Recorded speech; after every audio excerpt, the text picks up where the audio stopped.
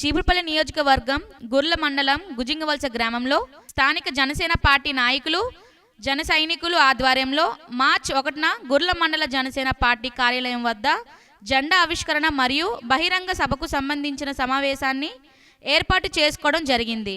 ఆ సమావేశానికి Cheepurupalli Janasena party incharge విష్ణగిరి Srinivasarao హాజరయ్యారు.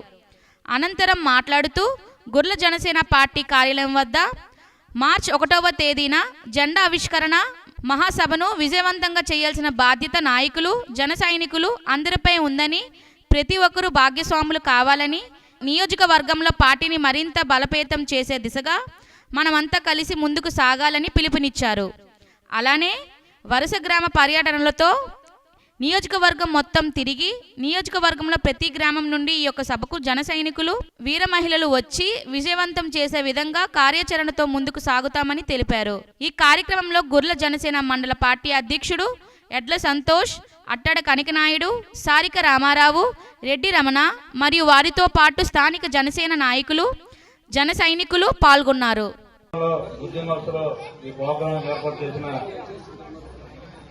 సారిక రామారావుకి, అలాగే రెడ్డి రమణకి, అట్టడ కనికనాయుడు గారికి, అలాగే గుర్ల టీము సభ్యులందరికీ, ముందున్న వీర మహిళలకి, జన సైనికులకి, పెద్దలందరికీ కూడా నా హృదయపూర్వక నమస్కారం తెలుపుకుంటున్నాను.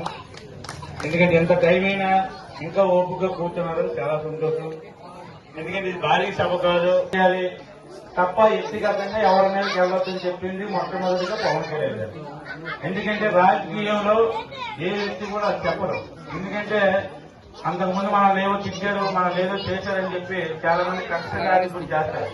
కానీ అధినేత పవన్ కళ్యాణ్ గారు అందరం కూడా కూటమి ప్రభుత్వంలో గెలిచాం, పెద్దలందరూ మమ్మల్ని గెలిపించారు.